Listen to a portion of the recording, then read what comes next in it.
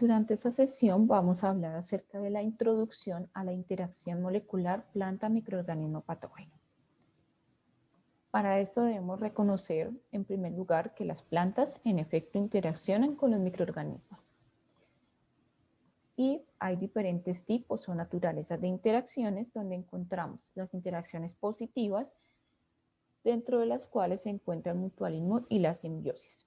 En estas interacciones positivas, debemos mencionar que se encuentran todos los microorganismos benéficos de plantas, como aquellos que son promotores de crecimiento vegetal, dentro de los que podemos mencionar los solubilizadores de fósforo, los fijadores de nitrógeno, los antagonistas o agentes de control biológico y todos aquellos agentes de fitoestimulación o que inducen resistencia vegetal en la planta.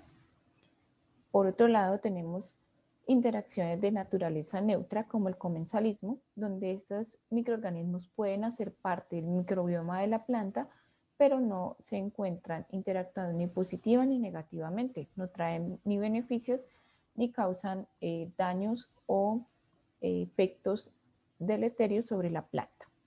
Y tenemos las interacciones negativas o patogénicas de las cuales nos vamos a ocupar en este curso.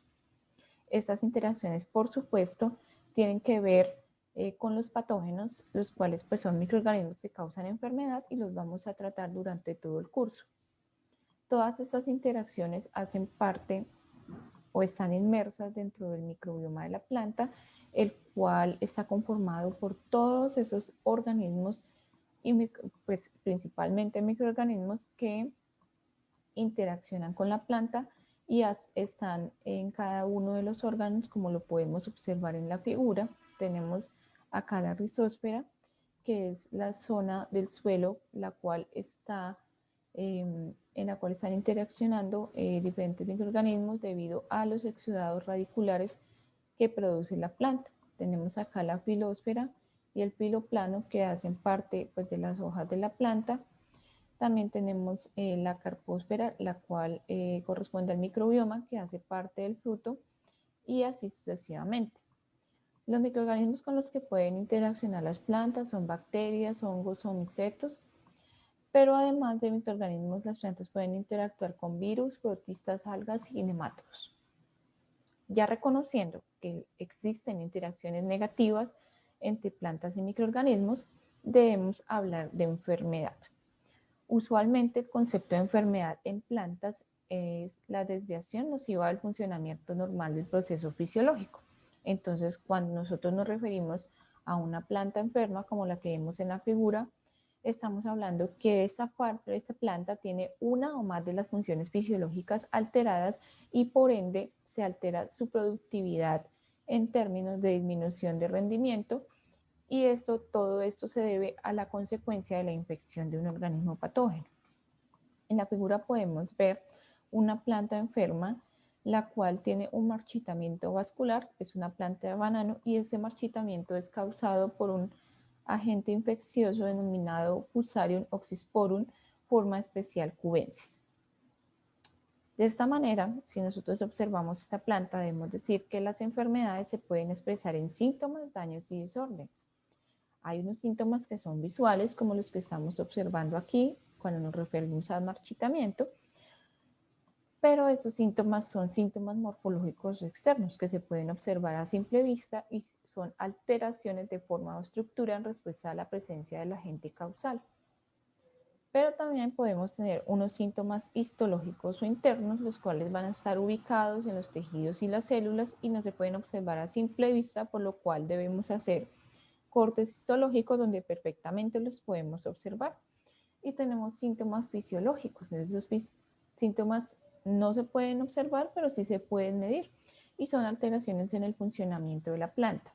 Con esto me refiero, por ejemplo, a que esta planta que se encuentra en marchitamiento está afectada por un patógeno vascular que va a impedir el transporte de agua y nutrientes a través del xilema y pues esto va a afectar el proceso de fotosíntesis. De esta manera, si nosotros medimos parámetros relacionados con el proceso de fotosíntesis, nos vamos a dar cuenta que la planta tiene una desviación nociva.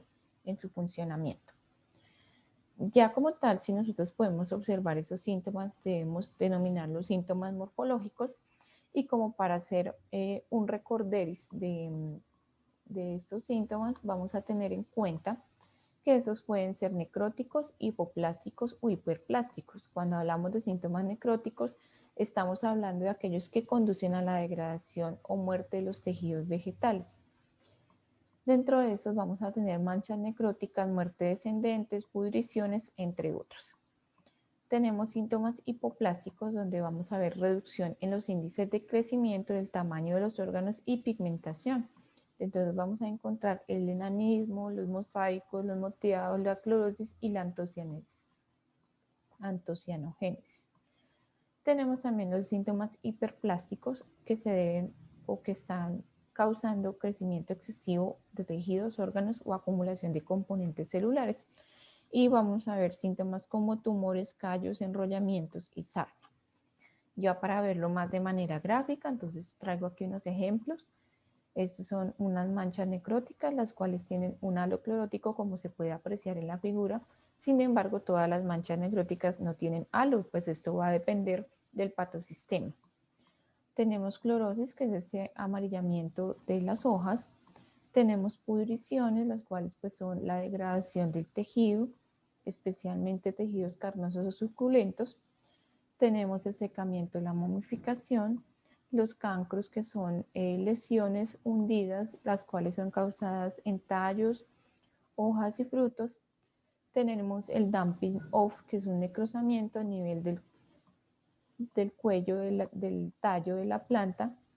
Tenemos mosaicos, que son estos patrones entre verde y amarillo sobre las hojas.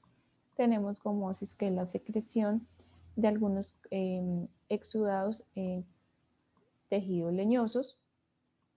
Tenemos el entorchamiento de formación de las hojas, tumores, agallas, que son síntomas hiperplásticos.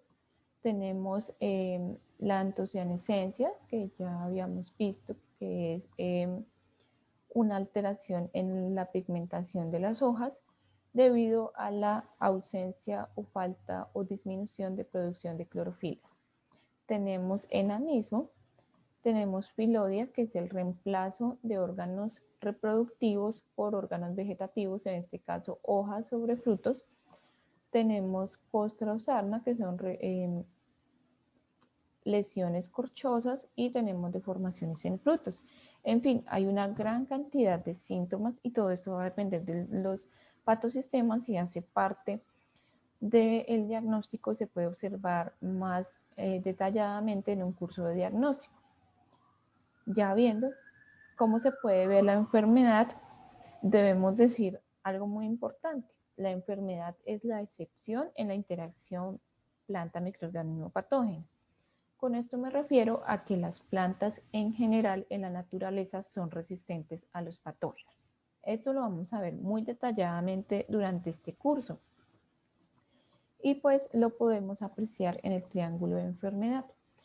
Para que exista enfermedad debe presentarse un patógeno, el cual es virulento, un hospedero que es susceptible y un medio ambiente favorable, que son los vértices del triángulo de la enfermedad.